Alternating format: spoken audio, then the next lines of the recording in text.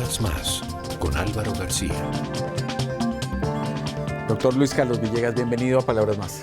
Muchas gracias, Álvaro. Nuevamente esta invitación me es muy grata. Muchas gracias. La última vez que nos vimos, todavía no se había firmado el acuerdo del Teatro Colón. Estábamos como en proceso de llegar allá. De ese momento a hoy, desde el punto de vista del manejo de las políticas de defensa, ¿qué cosas nuevas ha habido? ¿Qué cosas importantes, sustanciales están cambiando en Colombia? Yo creo que una primera cosa que es necesario que se vea desde los centros urbanos más grandes, Bogotá, Medellín, Cali, tal vez Barranquilla, Bucaramanga, es el gran cambio en las regiones. Desde que hablamos a hoy, Arauca es otra cosa, Casanare es otra cosa, Caquetá es otra cosa, sur de Bolívar es otra cosa, inclusive casi todo el Chocó es otra cosa. Persisten todavía núcleos de violencia que no es tan grave como la que teníamos hace 5 años, pero que sigue siendo grave comparado con el resto del país, como Tumaco o como el Catatumbo. ¿Y esos cambios positivos a los que se refieren, en qué se reflejan? En que la gente vive más tranquila, ha recuperado su territorio. La gente está visitando sitios donde no iba hace 20, 30 años. Me lo dicen los propios araucanos, me lo dicen los propios caqueteños. Me lo dice gente de Santander, gente del Valle del Cauca. En el solo Arauca, a pesar de que tiene esos problemas del Ejército de Liberación Nacional, una frontera porosa, crimen organizado que ha querido reingresar, son 700 los miembros de las FARC que están hoy en agrupamiento y en proceso de las zonas veredales. Imagínense la falta de presión que significa de 700 personas, de las cuales 450 son armadas, dejen de ejercer su presión armada y su delincuencia. Eso para una sociedad es muy buena noticia. Entonces, la diferencia entre aquella entrevista y hoy es que este es un país muchísimo más tranquilo, que se refleja esa tranquilidad en sus indicadores, pues los de homicidio que usted vio el año pasado. Por primera vez como en 40 años estamos por debajo de 25 homicidios por 100.000 habitantes. Por primera vez estamos en la mitad de los homicidios que teníamos en el año 2000. Todavía hay mucho por hacer, pero sin duda la palabra que se suma a los acuerdos de paz del Colón se llama tranquilidad. Ministro, ¿cuál es el panorama general hoy, actualizado, del tema de las zonas veredales, del tránsito de las FARC hacia allá? ¿Cuándo van a estar todos los miembros de las FARC en esos lugares? ¿Qué está pasando? Bueno, el propio presidente Santos, en su ya muy tradicional capacidad para reconocer lo que no anda bien, dijo que había problemas de logística y que el montaje de las zonas se había demorado. Eso es lo que estamos pagando hoy. ¿Y por qué se demoró? Pues precisamente por ese interregno de duda después del plebiscito. Entonces, una vez retomamos el camino como gobierno de montar esas zonas veredales, pues el retraso era evidente. Hoy tenemos una realidad y es que 25 de las 26 zonas están en proceso de que en los próximos 10 días están con las sedes locales del mecanismo de verificación funcionando, con zonas comunales aptas y en proceso de construcción o contratación, construcción por las FARC o contratación por terceros de las zonas campamentarias. Eso quiere decir que nos va a quedar solamente una decisión por tomar en Caño Indio, en el Catatumbo, de saber si allí va a permanecer esa zona o la vamos a tener que trasladar a otra parte, porque confluyen cultivos ilícitos, dificultad geográfica, presencia de agentes de inseguridad. Entonces, estamos en ese proceso, vamos a ver si se mantiene o no, y esa será siempre la última. Pero la otra buena noticia es que ya también se pusieron de acuerdo gobierno y FARC para que a 31 de enero todas las zonas veredales estén con presencia de todos los miembros armados de las FARC que van a empezar el proceso de desarme. O sea, en esa fecha, 31 de enero, todas las FARC van a estar concentradas ahí. Así es, ese es el acuerdo que comunicó el Alto Comisionado para la Paz esta mañana.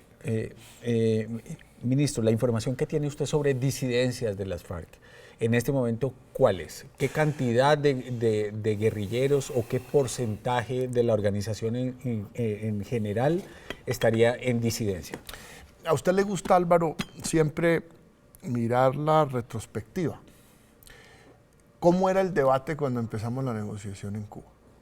No, eso va a ser una negociación que si les va bien cubrirá por ahí el 30% de las FARC. Eso no lo van a obedecer, eso es muy difícil. Bueno, hoy estamos hablando de una disidencia que es el 5% de las FARC.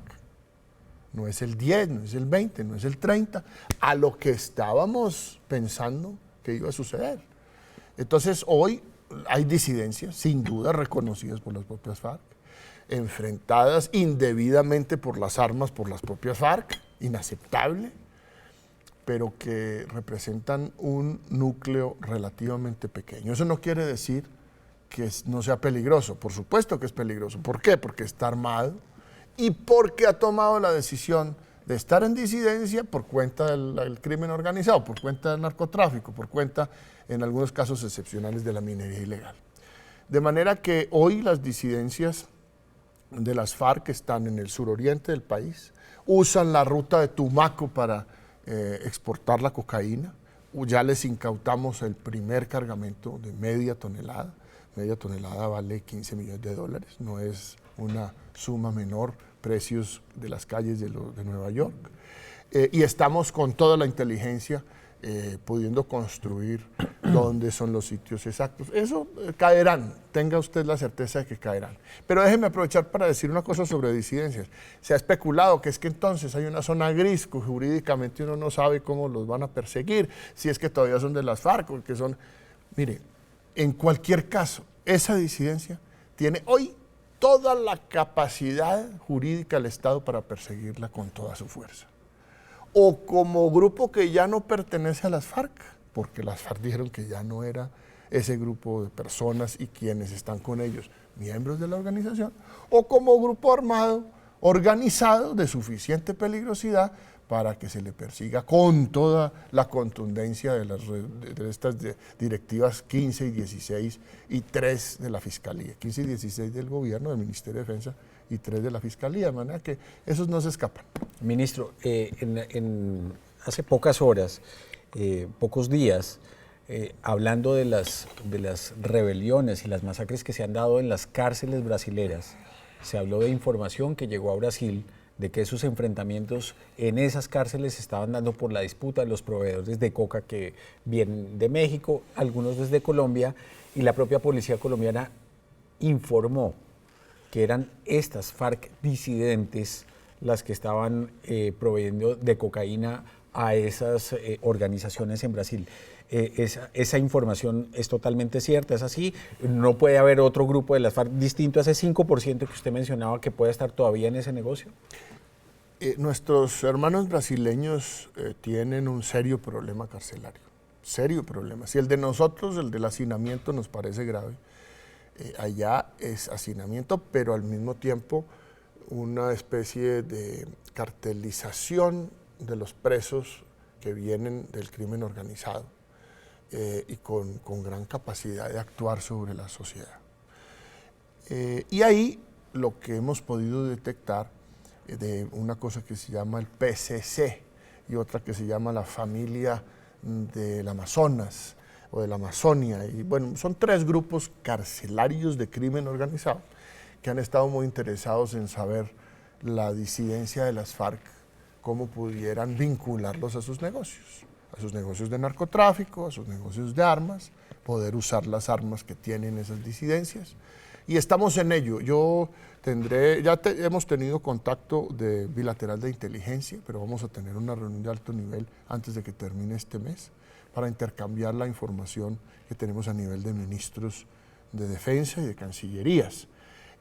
Porque efectivamente estamos muy interesados en que nada de lo que suceda por cuenta de nuestro proceso de paz pueda afectar negativamente a nuestros vecinos, no solo a Brasil, también a Perú, también a Ecuador, también a Venezuela, también a Panamá. Entonces, lo que tenemos hoy es una aspiración de reclutamiento de grupos organizados de Brasil sobre disidentes de las FARC dedicados al crimen organizado del narcotráfico, minería ilegal y armas. No hay una transferencia masiva de FARC hacia esos grupos.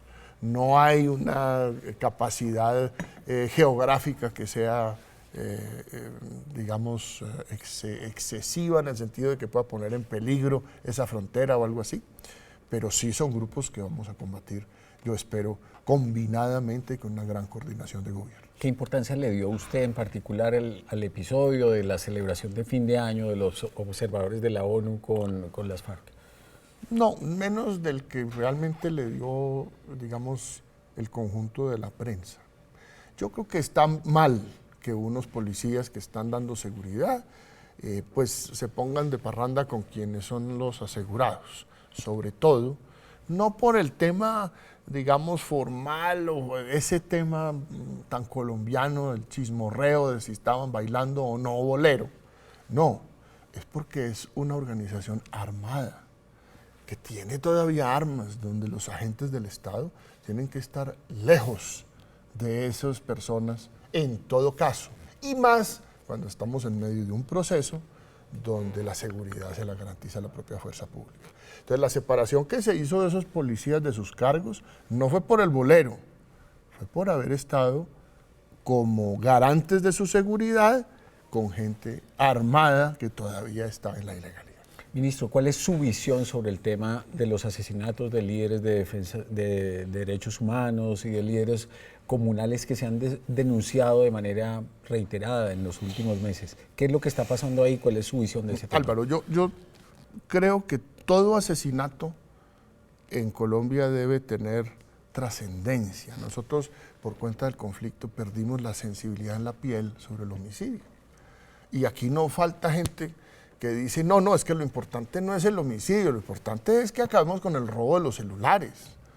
O sea, aquí perdimos un poco el baremo de los valores de qué es lo que va primero, el derecho a la vida o el derecho a tener celular. Bueno, dicho eso, todos los asesinatos son graves y son más graves los asesinatos de agentes que interpretan intereses de la comunidad, defienden derechos humanos o tienen un liderazgo social. Yo durante mi vida anterior tuve mucha cercanía con el proceso que se llevó en la OIT con respecto a los sindicalistas, donde empezó esa controversia diciendo hay una lucha sistemática del Estado contra los sindicalistas en Colombia.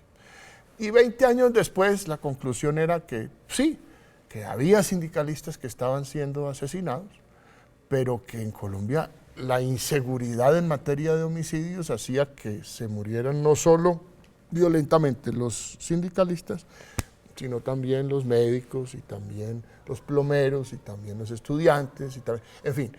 Pero cuando uno le da una clasificación especial a esos colombianos que desafortunadamente mueren violentamente, está haciéndolos mucho más visibles y eso está bien. Deberían ser cada vez menos los colombianos asesinados vinculados a derechos humanos y a liderazgo social. Pero todavía tenemos 12.000 asesinatos en Colombia. Bajamos de 24.000 a 12.000. De manera que aquí va a haber asesinatos. Esperemos que esto siga en descenso. Haremos todo nuestro esfuerzo. Lo que no puedo yo hoy decir es que los asesinatos de líderes sociales o de defensores de derechos humanos sean asesinatos sistemáticos. Es decir, que tienen un designio, que hay una organización detrás que los está haciendo, que van detrás de la Unión Patriótica otra vez, o de la Marcha Patriótica, o de los miembros en desmovilización de las FARC. Eso no lo puedo yo decir porque no tengo la evidencia. Estos asesinatos tienen más que ver con realidades locales, realidades étnicas, realidades delictuales de narcotráfico, realidades de lucha de tierras, realidades de ajuste de cuentas entre bandas. Y esa es una criminalidad que está allí, que estamos combatiendo con todo entusiasmo y que genera eso. Pero decir que aquí hay un designio para eso, me parece que no hay ninguna evidencia ni de la Fiscalía, ni del gobierno, ni de los propios representantes de esos conglomerados que pueda afirmarlo. Ministro, lo invito a que hagamos una pausa para seguir hablando de temas de defensa y seguridad en Colombia.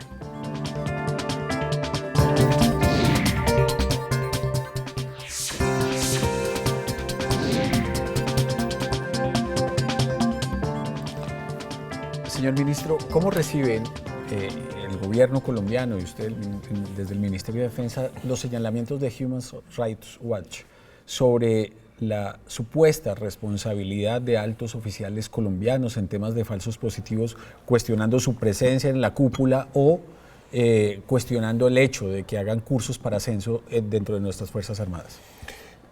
Yo lo he dicho públicamente, conociendo bien al señor Vivanco y a su organización, al presidente de su junta.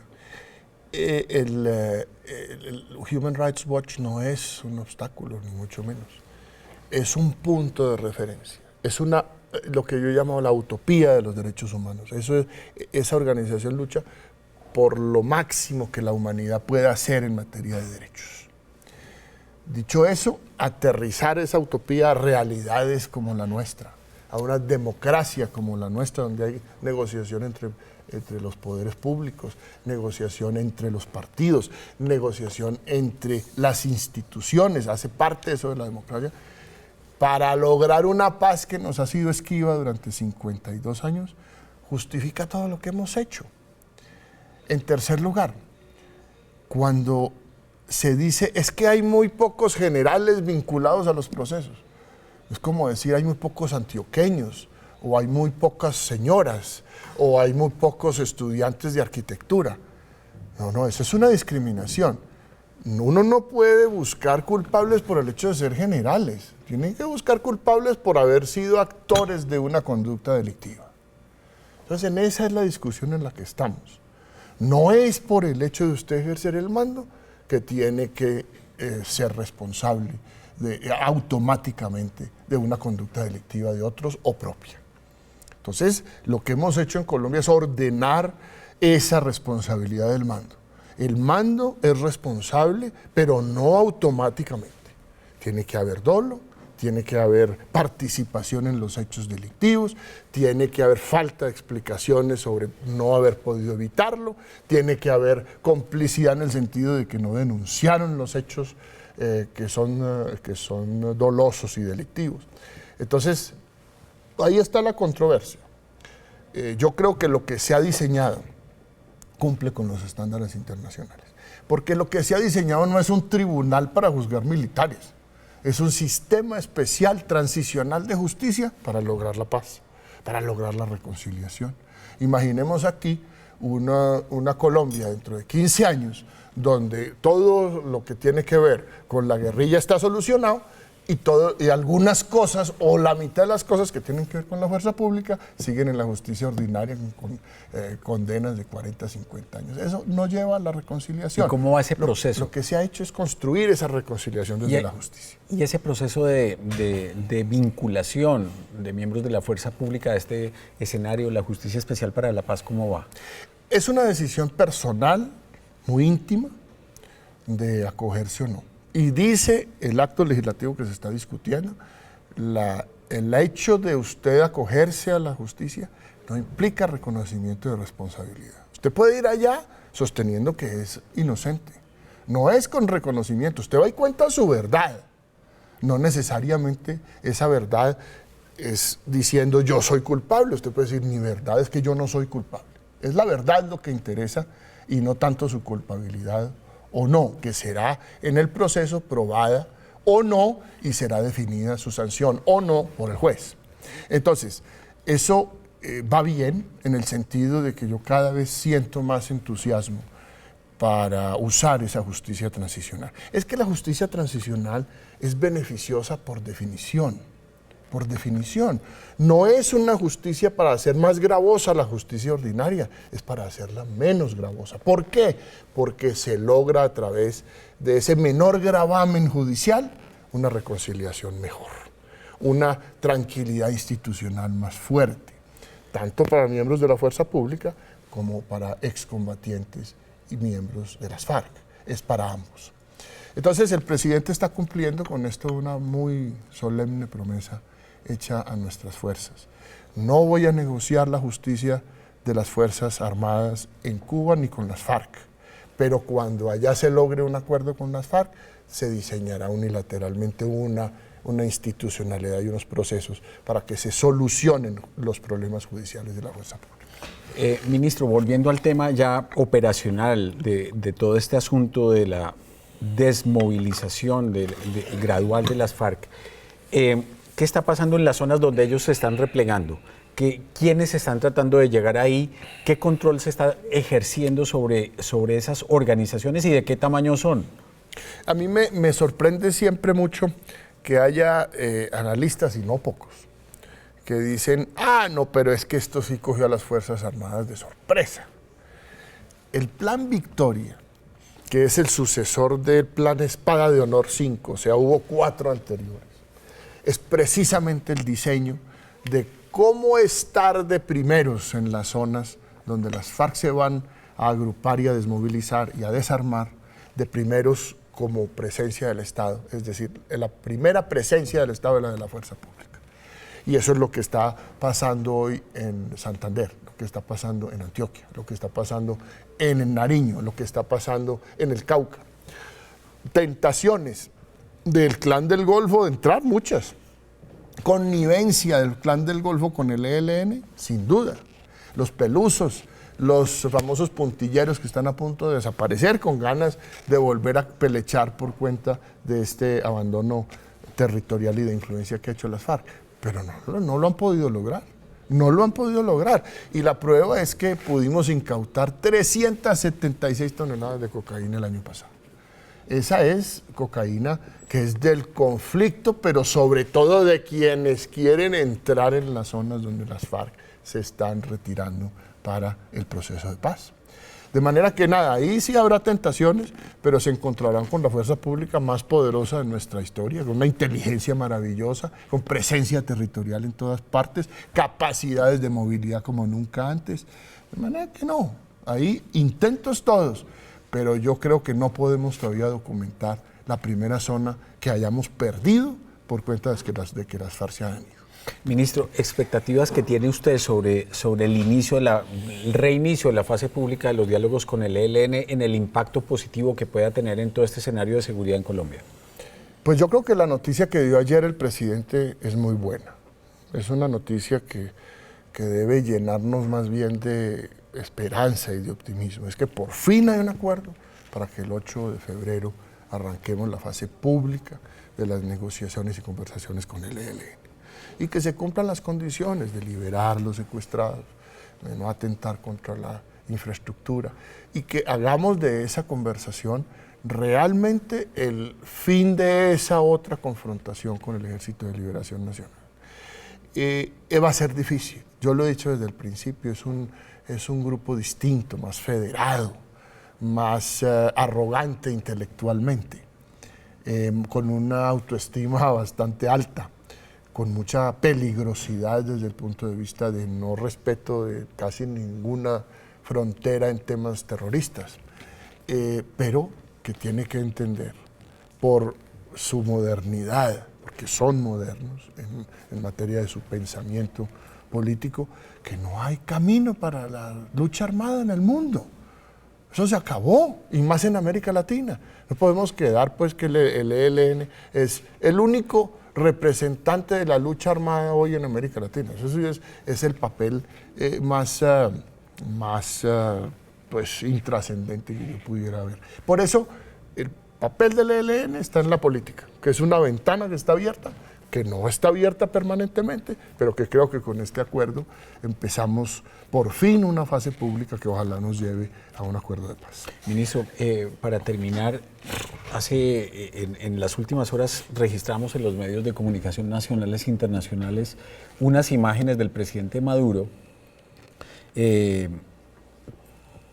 con armas de alto poder, diciendo que iba a repartir miles de ametralladoras en los barrios de Venezuela, exhibiendo cañones, fusiles de asalto, etcétera.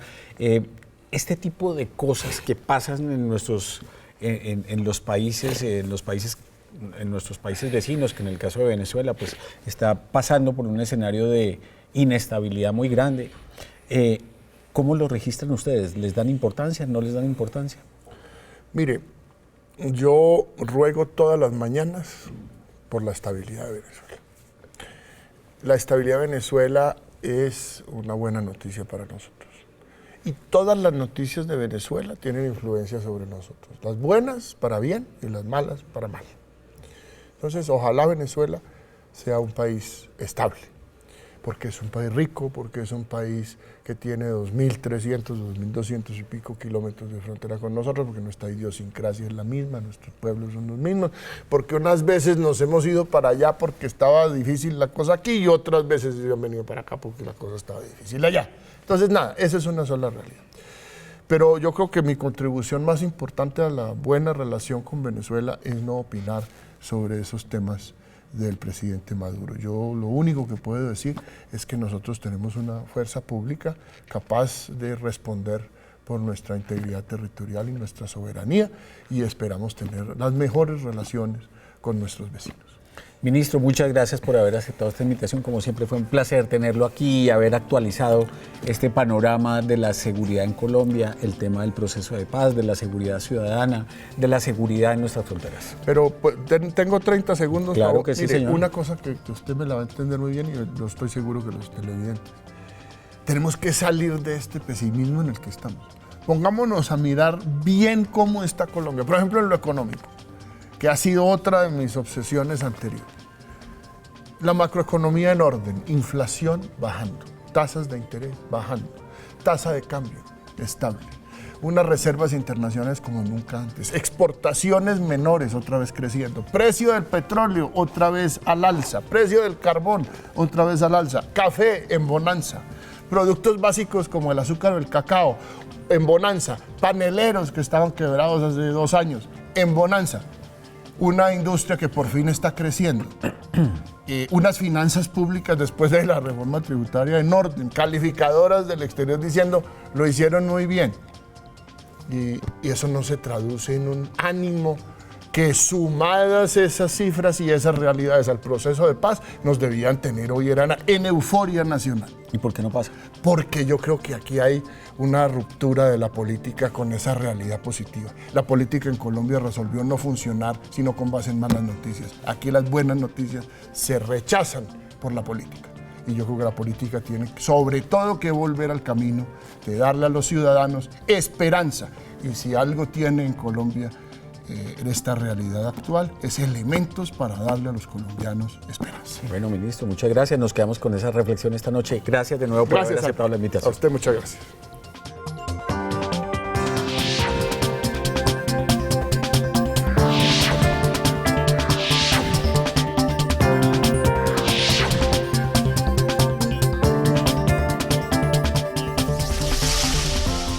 Palabras más con Álvaro García.